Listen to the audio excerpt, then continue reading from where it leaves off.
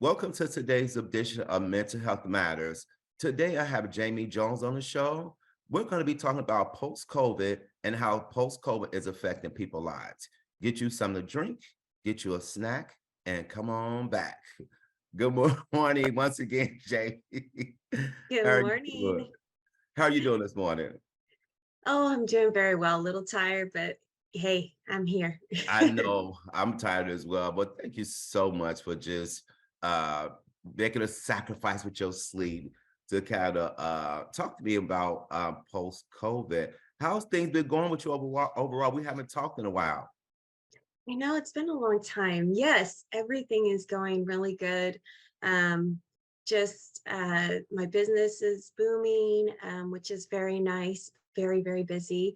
Yeah. And in a couple weeks, I have my oldest daughter getting married. So we're getting ready for that. It's kind of fun.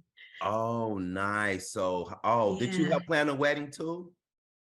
Well, she is doing a little eloping, Okay. but she's going, it's kind of just going to be so much fun, really Yeah. intimate, but we're doing a huge dinner here that weekend. So I've been planning all that. She is wearing a wedding dress. We're flying the parents in and or they're coming in.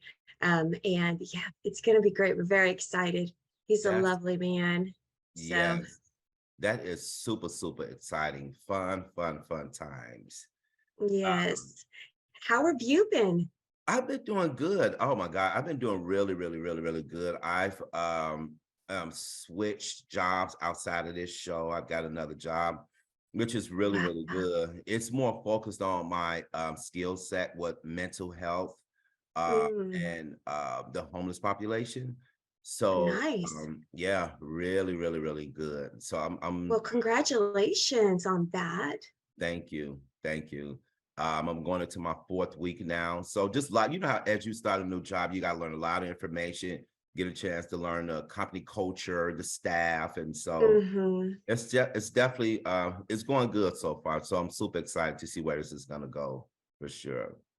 Wow, that's a brand new baby too, only 4 weeks. I'm Yes, sure going to do great things. exactly. Thank you. So Jamie, let's start off with you just kind of, just talking about introducing yourself, who you are, what do you do, and then we'll go from there. Absolutely. So, as you know, I am a licensed professional clinical counselor.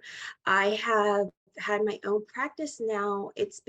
I'm going on my third year, but Wow. I've been doing just a lot of things before that. I worked at Sac State for over almost 20 years, 18 years. Wow. I was in rehab facilities, working as a therapist there for several years.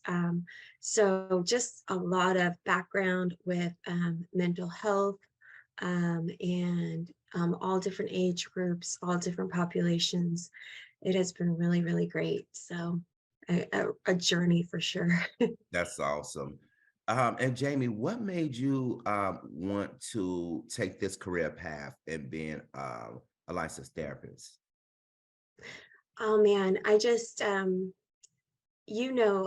think we had that conversation in our first session. I'm a Yeah, believer yeah, and I believe in God. And one of the things that I just felt is that I was being pulled towards something that was just of a bigger purpose for me. And I was at Sac State and I had foreseen myself retiring. I was a counselor there for students with disabilities. It was great. I loved it. But there's just something in my spirit that was telling me, there's more. I need you to move on. This is not your last stop. Right. So I started reflecting and thinking of where I felt I was walking the most in my purpose. I Yeah. had kind of read this book and I had a mentor, and they were like, just kind of reflect on that, and that'll tell you where you should be going more. And it was definitely more in mental health and more with the ability to be able to go deeper with people and help them. I've seen a lot of struggle, especially when I was working with students. It's like they come to school, but that's not their only part of life, right? They have outside worlds. They have rent due, they have work, they Right. have kids, they have families, they have past traumas, they have current traumas, they've got all this stuff. And so when they would come into my office, a lot of students that I was helping were dealing with a lot of mental health issues, and they weren't really there wasn't a whole lot of resources out there for them. Yeah. And so they would come and we would talk, but mostly what they would get from me is they would walk away and be like, it's so nice to be able to come and see you and hash out some of these issues and try to figure out some coping skills and some ways to survive in this world that's not just school, but it's multifaceted with just like all of these other things. Because when you look at the Maslow's hierarchy of needs, if you're not making your rent and if your family is chaos and you don't have food to eat and there's just all these other things, you can't even think of doing your best at school or even being 40% at school. It's Yeah. like, and so I just saw that like inconsistencies, and I was like, one thing that I do want to be able to offer is hope. Yeah. And that's what I was like, that's where I feel like I'm doing the most. And so I had to do a couple of classes. Thank God I was at Sac State. So I got those done very easy. It was only like 2 classes because I already had my master's in counseling. I just needed to update all these things. Wow. Go and get some hours and go take a test of like a state exam, and wham bam, there you go. That Oh, and found awesome. found somebody too to uh, do my hours for me, or supervise them. Yeah. Very cool. But every door just kept opening as I was like getting ready to think, oh, this is another hurdle I need to go over. I need to find a position that I can get paid for to get hours because I wasn't able to afford just going and getting hours and not getting paid. And bam, God would open a door and here you go. And I'm like, oh, okay, well, then I guess I'll just walk through this door. And Wow. kind of interesting. Sometimes life doesn't happen that way, but I just felt like it was definitely supposed to be that way for me. And I just kept doing it. And here I am. Wow, that's awesome. And I know you did share the story before, but I am so glad that God revealed to you what your purpose was, because I mean it's important. I think a lot of time we could be in the midst of our purpose, but not really Hmm. recognize what the need is. And then boom, the light bulb go off. I mean, God will reveal to you and kind of direct your decisions now to be able to put you on the right track to help people. Because at the end of the day, for me, it's all about helping people. So, Absolutely. yeah, That's for me too. yeah, Absolutely.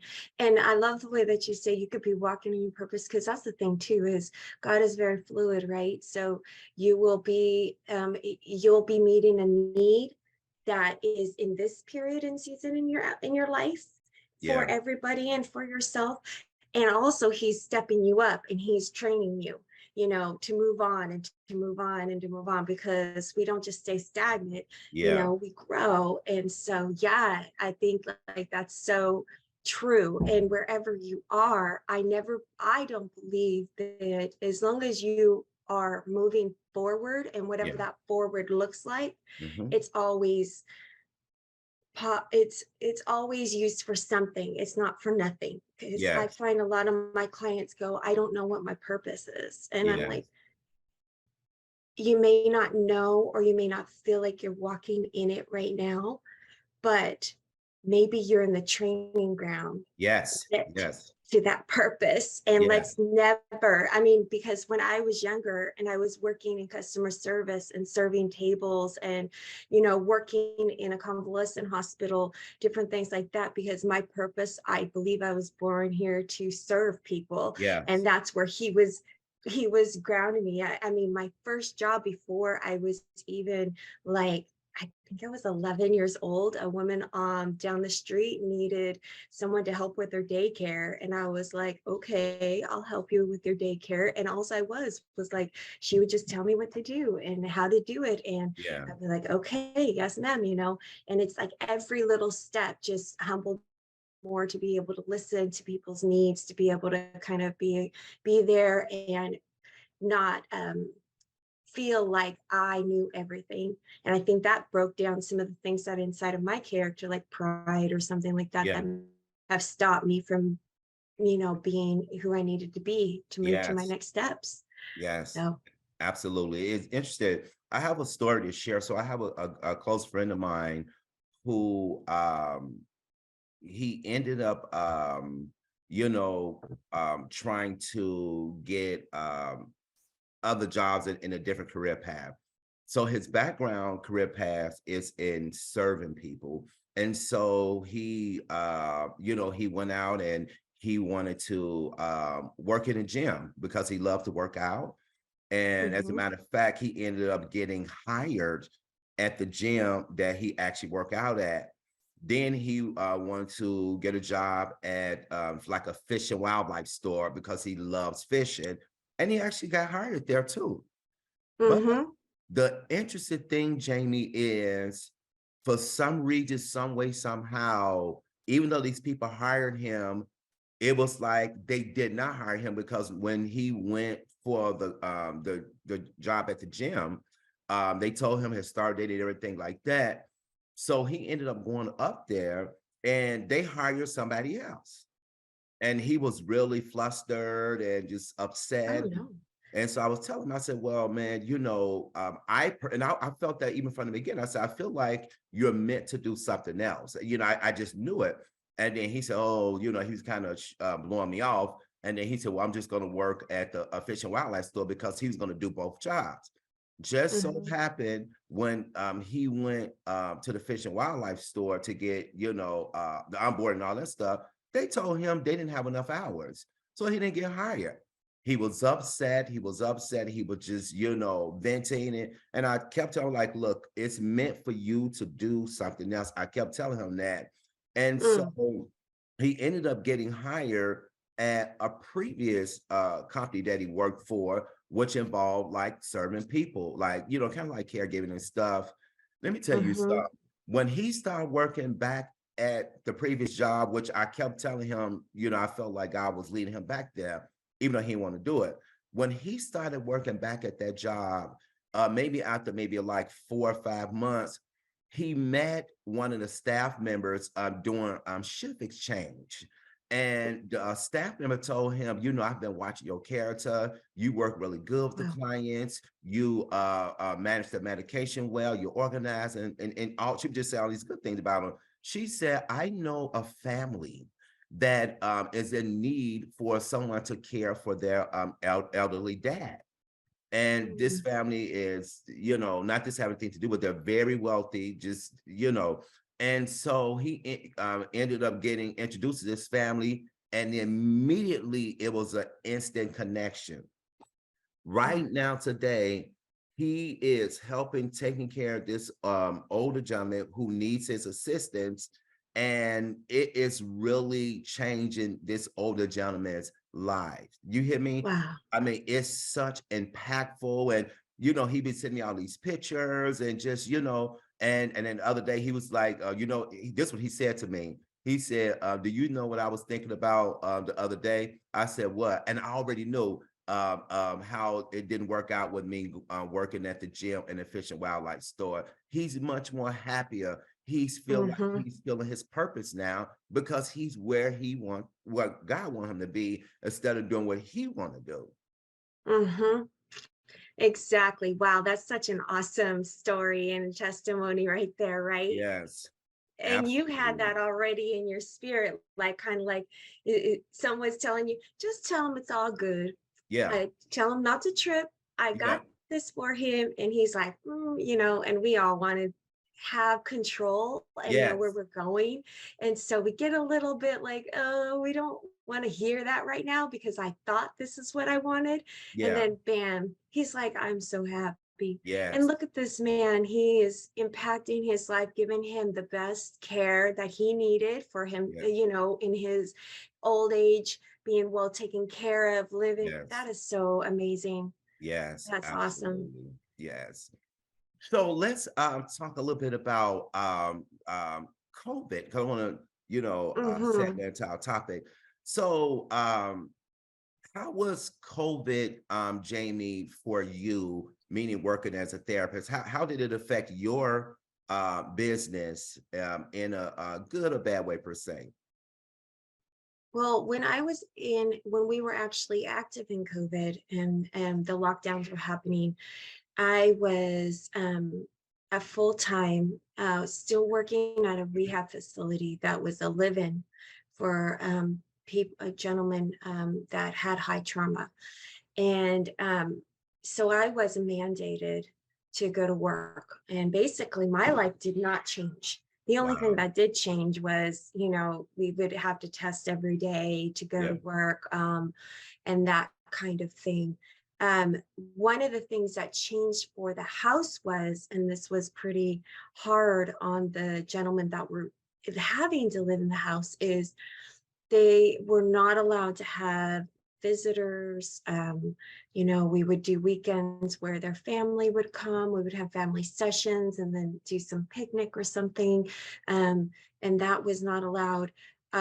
Also, we would have like outings, like, you know, the gentlemen, they would go to different things. And we had a lot of NA and AA meetings also that they were being taken to for support. That whole thing turned around Wow. drastically. Everything from the outside world was cut off. I Yeah. mean, you remember it was all just completely shut down. So we had to get super creative. Okay, how are we going to get these guys? These are full, like, independent men Yeah. who have lives on the outside but are struggling with addiction. And you just can't keep them all cooped up Yeah. in a house together day in and day out without something going down, you know. So we would try to get them out for walks on a daily basis, hikes, some different things, just to get out of the house. And then also the worry that they were thinking about at home, like, you know, this thing's going down and I'm here. I'm not Right. supposed to be here. I need to be at home protecting my family. It's like, no, this is protecting your family. Like, they need you here to Yeah. get better so that you can go home and be there for them. There was just a lot of emotions around it all. Yeah. Wow. So, Mhm. during that time, what is some of the things that you, and not necessarily in your practice, but outside of your practice too, what are some of Yeah. the things that you feel gripped people with fear? What were some of the things that you feel was most afraid of during the time of the Hmm. pandemic? Well, of course, death. I mean, Yeah. or losing, especially not just death, but losing their loved ones. Yeah. Um, it's Now when I work in my own practice, and I'm still seeing so many people coming in with like trauma Yeah. from COVID, and especially kids, and young adults Yeah. coming in with the fear that if their family goes somewhere, if they go somewhere, somebody's going to get sick, or, Yeah. you know, something bad is going to happen to them. And so it's like there's this fear of um terror. Yeah. And so I think it was just because there was so much unknown, and we just had that 24-hour loop on television Yeah. that was telling us, the rise of deaths, the rise of deaths. I mean, I don't know if you remember, I'm sure you do, that it was just a nonstop. You could turn to a station and Yeah. just continually. And then if you're just wanting to watch the regular news just to get the weather update, they always talked about it. They always had the graph. And kids and young adults, that were kids, at that time, just that really impacted them, even though you feel like they felt like, I think a lot of people didn't realize that they were paying attention. Right. And then I think that they didn't also realize how it impacted themselves seeing that. And so just fear, and also a lot of issues with just isolation.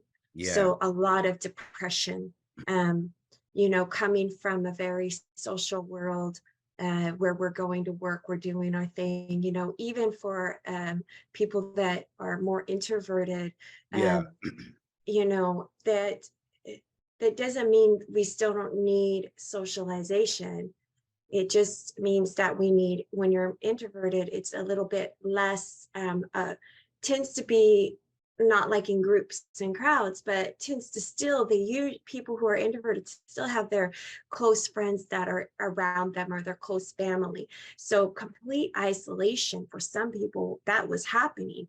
And Yeah. even, just like having work, like maybe there were people that didn't have friends and didn't have family, and their only source of socialization was going to work. That was even being cut off, and then all they have is a computer screen. So that causes a lot of depression, amongst people, and they don't even know why sometimes, because it's just creeping up on you. Because in the beginning it's like, oh, this is kind of nice, I Yeah. could still work, I could still make a living, because there was that fear of financially just going bankrupt because everything was closing down. um, and they're like, okay, well, I can still work, I can still do this. But after a while, it's like, oh man, this is like all I get all day long. So a lot of isolation and depression too, I think, was huge. Yeah. And the reason why I asked you that's because I noticed even like now we're in post-COVID. I notice when people have a cold or feel like they have COVID symptoms, one of the things that I've observed is it seems like people mind kind of snap back into COVID, like, oh, get away from me. Or I mean, it's this extra, extra, extra precaution, which I get it, but also I feel like it affects their mental health as well. Absolutely. At my last job, I know someone had got sick, and before you know it, I mean, literally, the girl just had like a sneeze, a cough, or whatever, and before you know it, emails was being sent out, and people was closing their Hmm. office door, and it was like this big deal, and and I realized I'm like, wow, like people are still on the edge pertaining to COVID. Um, Hmm. Now that we're in post-COVID, how do you think this stage is affecting people's lives just overall? Oh my goodness, it's still, obviously, I think that now we're dealing with the PTSD symptoms, the stuff that you're talking about, Yes. things pre-COVID, when somebody would come in, especially during this time of the season, or even at the beginning of, winter in January, right? We live in Sacramento. We have so many allergies, so many different colds that go around. And so pre-COVID, somebody has a cold, people be like, hey, you doing okay? They would Yeah. want to go buy you, some Tylenol. Like they're now it's like, oh my gosh, you stay away, Yeah. everybody puts on their mask, which, like you said, yes, we know that that was needed for COVID, but I think we forgot that we still have all of these elements. We Mm. still have allergies, we still have the flu, we still have the cold. And that, I think, instigated the fear in the beginning, because that's what everybody thought COVID was Yeah. just allergies and a cold and the flu. And then it ends up being this thing that kills, you know hundred thousands of people, right? Yeah. I mean, it's just ridiculous. And we're like, oh, that looks the same, I'm scared, stay away from me. I've got people that are sensitive at my house and stuff. It's like, oh no, I just have allergies. It's seasonal. Yeah. And then there's also that guilt, I think, that people carry around if they do sneeze or something. They're like, oh my gosh, it's not COVID. I Yeah. swear, I swear it's just a cold. Yeah. And so everybody's on edge all the time, like, oh, what are you doing? Like, why are you sneezing? People will hold in a sneeze or cough and not Yeah. let it out in public, just because of fear of being, judged or targeted as person that's horrible, Yeah. um, that's spreading death. And then also I think another thing is we're still recovering financially, right? So Yeah. post Yeah. COVID, we got increase of rent, and we've got increase of everything, gas and food, and then we've got no increase of finances. A Yeah. lot of people are still pre-COVID. It was kind of weird, like their financial situation is completely different now. And Right. they were living okay, making it, because I mean, let's be real, we still have a very, very unequal distribution of finances across, even just our region in Sacramento. Yeah. And so we do have a lot of uh, lower middle class. And so they were barely just surviving pre-COVID. But they were surviving, you Yeah. know. Um, Post COVID, we've got the whole crazy lockdown. Some people were lost their jobs, Yeah. and then now they're like, okay, I'm back, I got my job. But then they got higher rents, so they can't even get like a regular two-bedroom apartment for their house to be able to live in with their kids without having like 2 to 3 jobs a person, because Yeah. what is it? The average rent now on just a regular one bedroom is $1,300. I mean, it's insane. Yes. Um, and the cost of food and the cost of gas, and no increase. And so we've got that fear on top of it, and that stress. Then we've got the depressive stage, depression that had already been kicked in because of COVID, because of what had happened, the isolation. Many people lost loved ones, Hmm. or people were very sick and then traumatized from that. And then they're trying to come out of that. Yeah. And then we've got even an increase of anxiety, Yeah. and the anxiety's off the charts. People are just stressed, and they don't know how to get back into this world Yeah. open the way it is, and they're not sure if they even want to get back Yeah. into this world. Yeah. There's just so much aftermath, and so much fear out there, and losing all the friends that they had, maybe because of the disconnection Yeah. or the relationships that were strained. Being isolated, not even knowing how to go back into the workplace, because it's like, okay, it's kind of weird. Like, how do I fit back in? So it is a lot going on. A lot of relational issues have developed because of it, and that causes a lot of stress and anxiety on people. I definitely agree with you on that. One of the things that I'm seeing with people and people lives that I know personally is a lot of relationships has it pretty much has evaporated, for lack of better terms. Yes. Hmm. Pre-COVID, people relationships was going strong, people were, connected.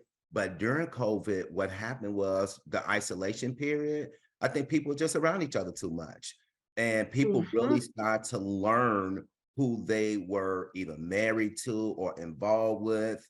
And they just didn't have the space to separate themselves, for lack of a better term.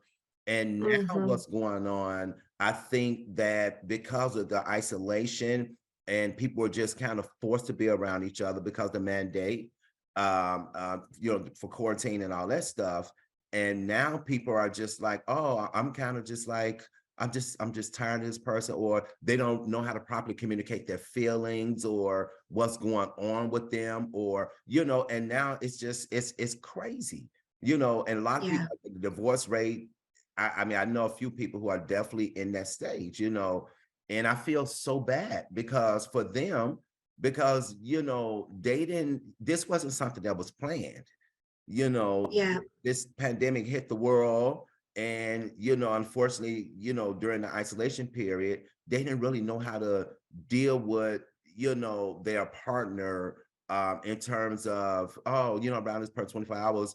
They didn't know how to communicate and say, hey, well, go up to the other room. I'm tired of being around you. I need some space, because the guilt was Mhm. set in. And now you're seeing all this crazy stuff happening. And I just like, man, this is like really serious. And even though we're out of COVID, people lives are still being affected as if we were still in the pandemic. Absolutely. I completely 110% agree with you. And I think like we saw an exacerbation of issues that had already been present in the relationship, but because there was no like just way of kind of utilizing your coping skills, getting out, being able to socialize with friends, or being able to just go do your normal stuff that you would be able to do to kind of get that space. Yeah. People, if they had communication issues or conflict resolution issues or different things that maybe were impacting the relationship but kind of sweeping it under the rug Yeah. during COVID, what we saw was either those issues were even maybe magnified because Mhm. you couldn't escape, Right. or they were totally completely swept under the rug to where people then, I'm going to tell you, a lot of people that did not have addiction issues came out of COVID with a lot of addiction. We've seen an increase in alcoholism and an increase of cannabis use, just any type of extracurricular activity that people Yeah. would normally not go to. And Yeah. I will tell you, alcoholism is definitely the one that has increased off the charts. And it's Wow. just because people are like, I just can't. And they're Yeah. coping, you Yeah. know, and the way that they feel, the only way that they can. Yeah. Um, so, yes, people's relationships, I've seen a lot of increase of couples seeking therapy. And they're just like, our issues just magnified over Yeah. COVID, just being together. We both work in the same house. We have kids that we had to teach because, they couldn't go to school. And Yeah. we had all of the other things that we had to deal with. And I'm like, you know what? We're not meant to be locked up like that, doing all Yeah. that stuff. And of course, like all of this aftermath is hitting, and just trying to figure out how to heal what has occurred, and also the habits that have formed during that, and Yeah. how to kind of work through some of that and reprogram, the way they respond and react to each other, and instead of shutting down or being angry, trying to figure out, okay, how do we communicate now? Yeah. So it's hard. I'm not surprised. I'm really sorry that you're seeing a lot of that in your circle, because it's all over. Yeah. Yeah. And it is, Jamie. It's I don't know. I just, sometimes because I'm very receptive to people's um issues, the things that people go through. And so, Hmm. like, I'm a believer and I do pray and things like that. And for me it's just hard because I get a lot of this information firsthand, or I see the behavior that's going on firsthand. And knowing people pre-COVID, you know that this is not their normal behavior or Yes. response. Hmm. And so, and to see them now, it's like, wow, like, people hearts are breaking, relationships are being strained, even with like among siblings, or Hmm. parents and children, or and like it's just it really has affected these relationships. And so now I think people, one of the things I do know has been on the horizon. Your field has definitely served as a good coping mechanism for people to pick up these different tools to be able to cope and be able to handle these situations. I've had a friend who, was fighting therapy, and I would just tell them straight up, I'm like, I know we're Christians, but I say, I really do think you need to go and talk to somebody. Like it's Yeah. you got too much stuff going on, and you need to seek somebody who's disconnected from your circle, your family, your friends. Like, you just need somebody who is non-biased about what you're going through. And so he did, and he is doing a lot better now. Trust me, a lot better. But he put up such a fight because some of the stigma that's around of you go and see a therapist, something's wrong with you. No, you need to go and just talk to somebody and seek professional help. And so Yeah. he's definitely glad he's did it, because he's it's a lot going on. But what do you think we can do as a society to help our loved ones who are still dealing with, you know, uh, COVID in a negative way? Like, what do you think we can do to just kind of help them maneuver through being in post-COVID? You know what? It's just being there and being supportive and letting them know that this isn't stuff that's made up in their head, Yeah, that this is real and that it's a real thing that affects a lot of people, and helping normalize that really helps people to feel a little bit more open to yeah, be able to express. They're like, okay, you're a safe place. I'm not going to get judged. I'm not going to be, blacklisted just because I have all of these fears, these anxieties and depression or something. And a lot of people don't even recognize where it comes from. And so that's why it's so taboo for them, because they're like, I don't even know why I feel this way. Like, yeah, I have a good life. I have, I'm alive. And, I hear that a lot of reasons why they shouldn't feel this way and they don't understand. And I'm like, yeah, I get it. I get that you have a good life, but the whole global planet just went through this huge ordeal that affected us all on a massive scale. And it was terrifying. yeah, So when we think about that and say, you know what, there is a little bit of fear around that, and not trying to just, explain it away or stuff it, um, and just being like, yeah, we kind of all went through some crap. Like, let's talk about this, and being that safe place for them. That is something I think that people really need, is just a safe, non-judgmental, hearing, listening ear, yeah, not just listening to respond to try to fix them, but listening to really hear them. And I will tell you, a huge thing that is so helpful is people think that when their family or friends or loved ones share with them something, that they have to fix it. And so because that's human nature, we want to make it better, which is great. But sometimes that's not what the person needs. yeah, So if just asking them, you know, hey, I just want to see, what do you need right now? You know, asking them those questions. What can I do to help you?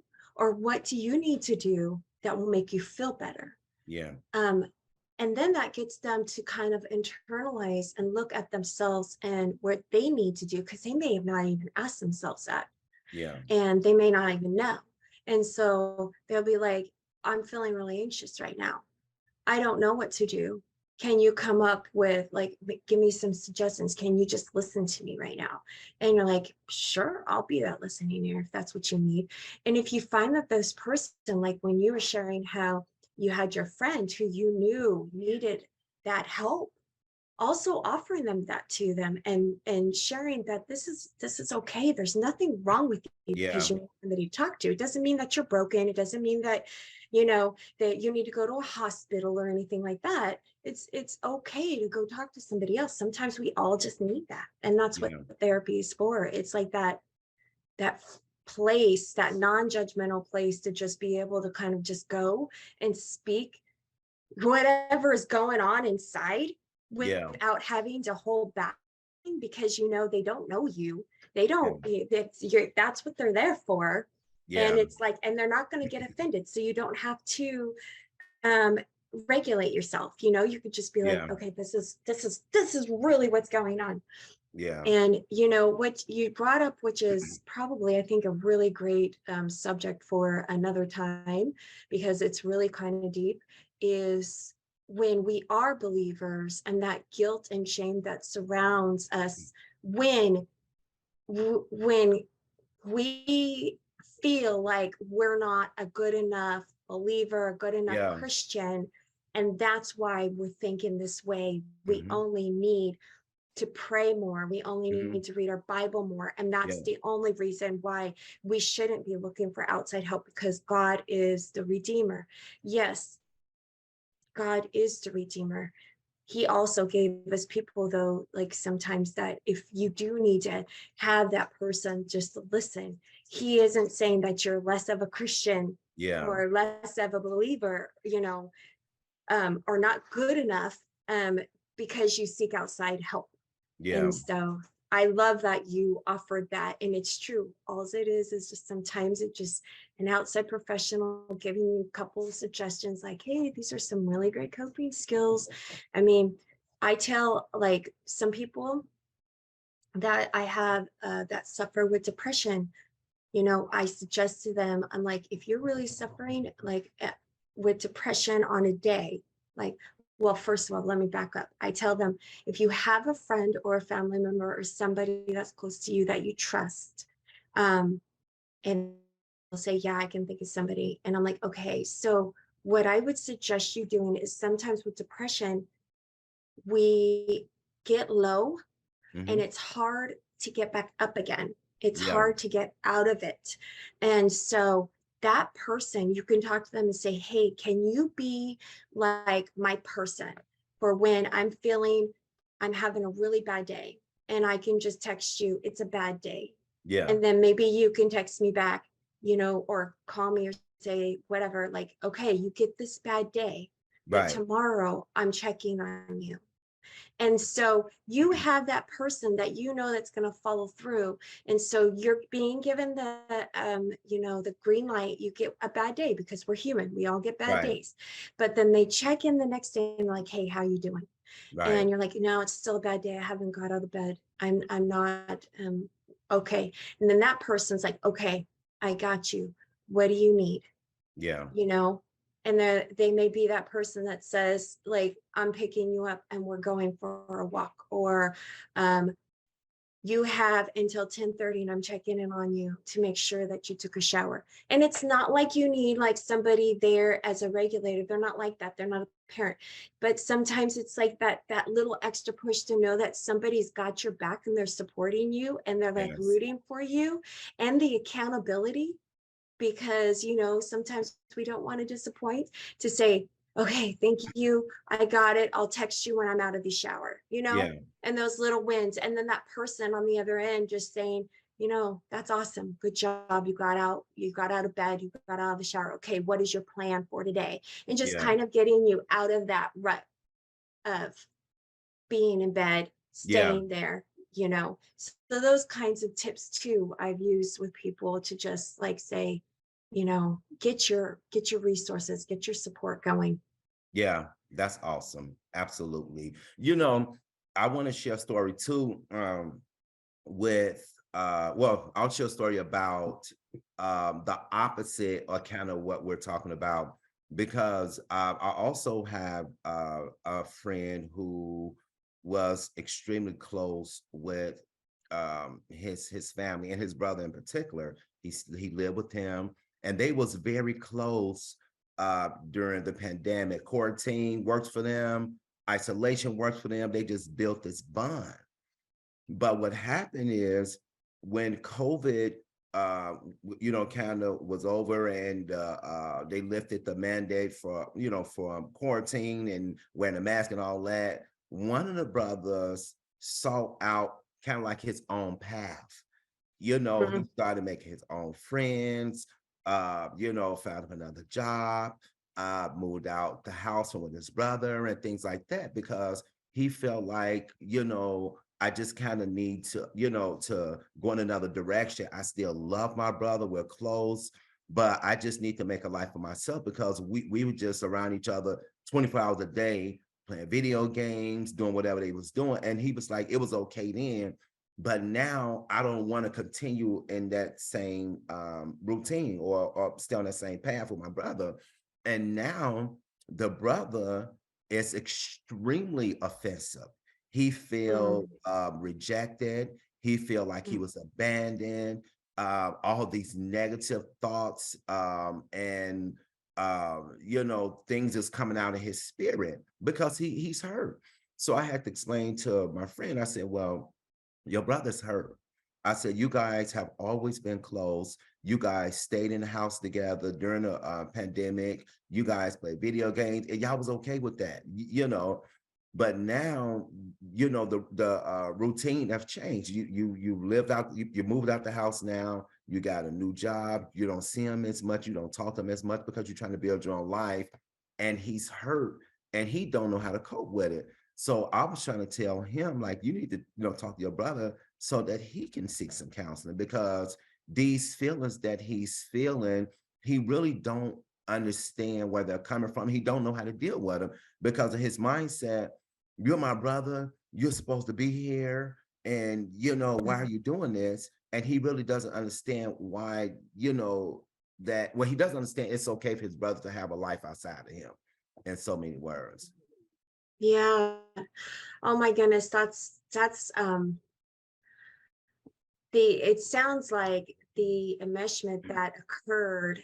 Enmeshment is usually a really unhealthy bond where the relationship looks like this, where they can't do anything without each other. Mhm. And they become so entwined that it sounds like the brother definitely lost his identity and it had gained full dependence on his brother for any type of feeling of worth, of value, of, just everyday living. Like this is Yeah.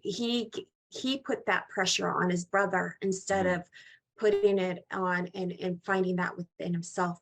Right. I don't know this brother at all, but I would highly suggest, yes, I think there's probably something deeper Mhm. because I don't know how old he is either, but I would almost guarantee that probably there were some issues when he was, maybe in the past before the COVID with maybe other relationships where he felt rejected.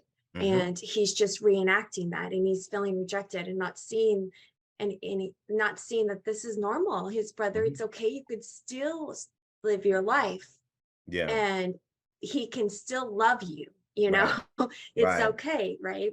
So, yeah, definitely he would need to seek some therapy, but also later on, after he's had some sessions with his therapist, it might be really helpful for the therapist to even bring in the brother Mhm. so that they could work it out once the brother who's offended kind of works through some of his stuff so that he can ask his brother without that wall up, that defensive wall Yeah. of I'm hurt, and tell Mhm. him what's going on, and then maybe like they can come up with something to where they can meet halfway. Maybe he's Yeah. just afraid of losing all of these things that Yeah. he had you know Yeah.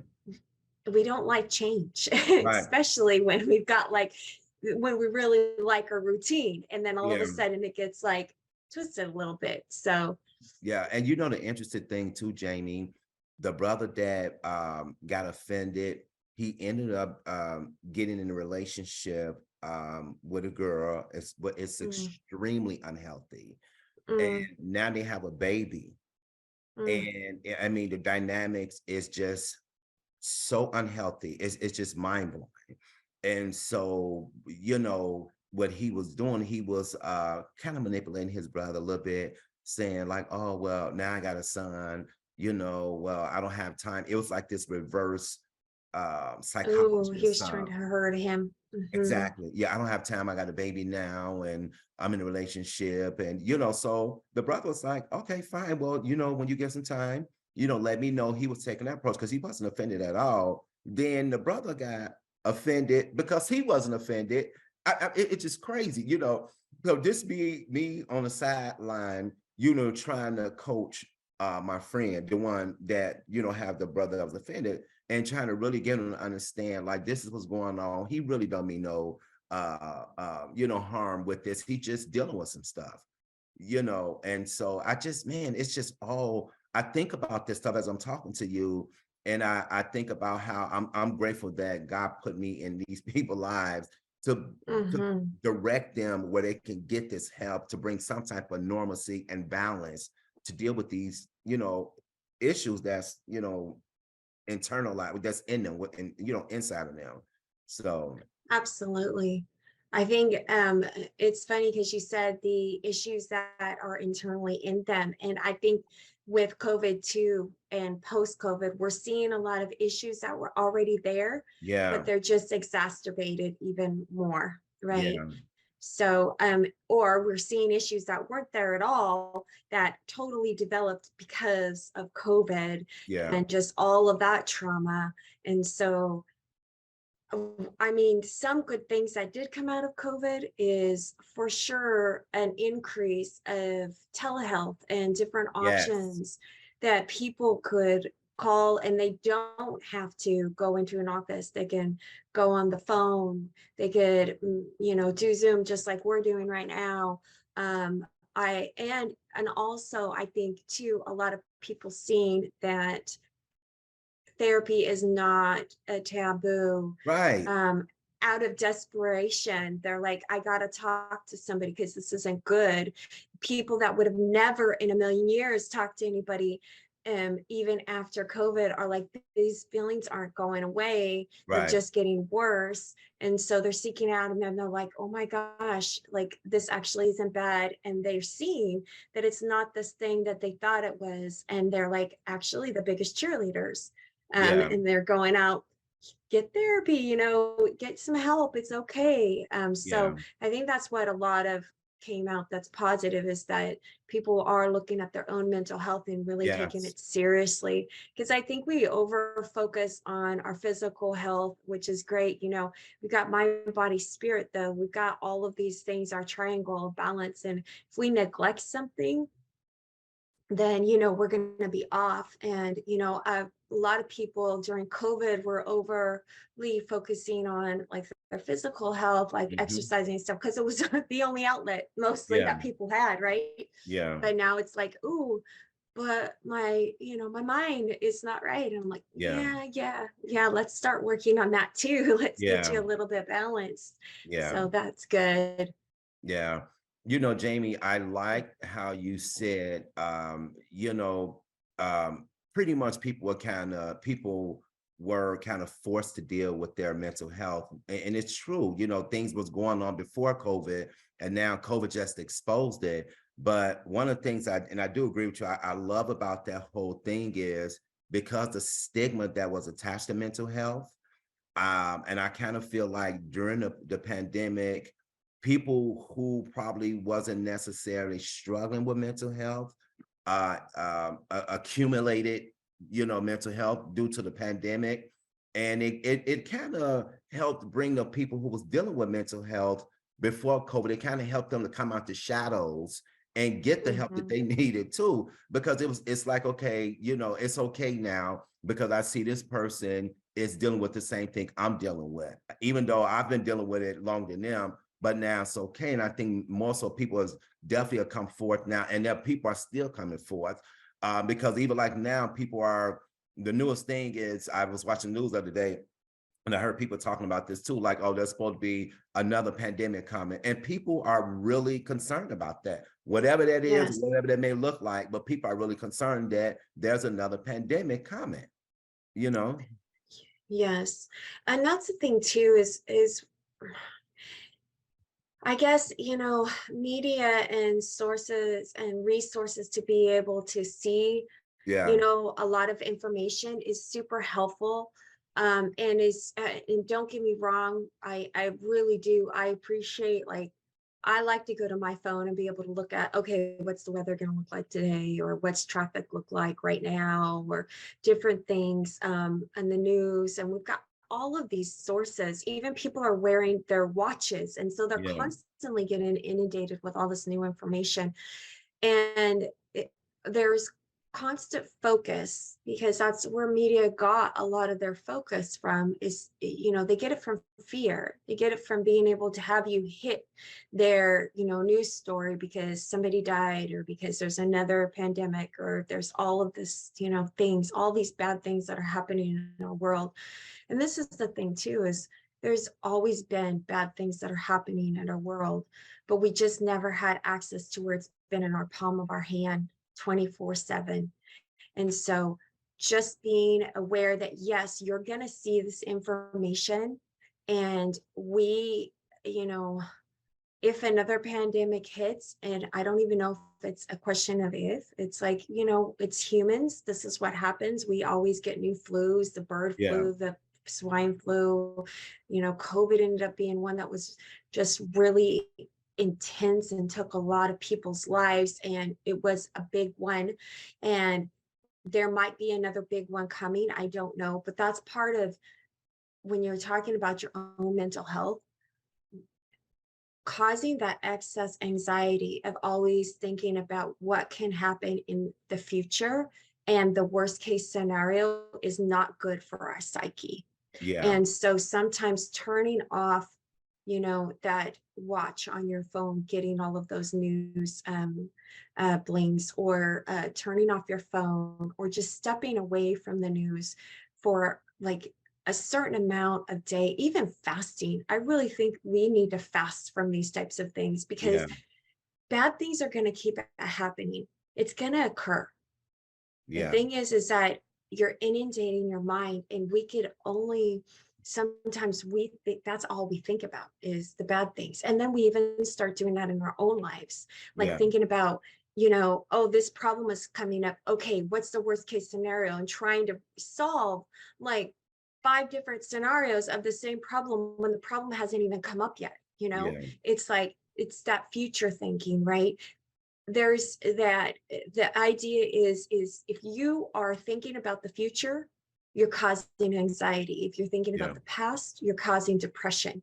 But if you kind of stay in the present, because even, and I'm going to get spiritual, even in the word of God, it tells us about how we wake up every day and he gives us enough for that day, because we're going to have problems and worries Yeah. to work through those problems and worries for the day, because the next day he fills us up again and Yeah. rejuvenates our spirit and our mind and our body to be able to deal with the problems of tomorrow.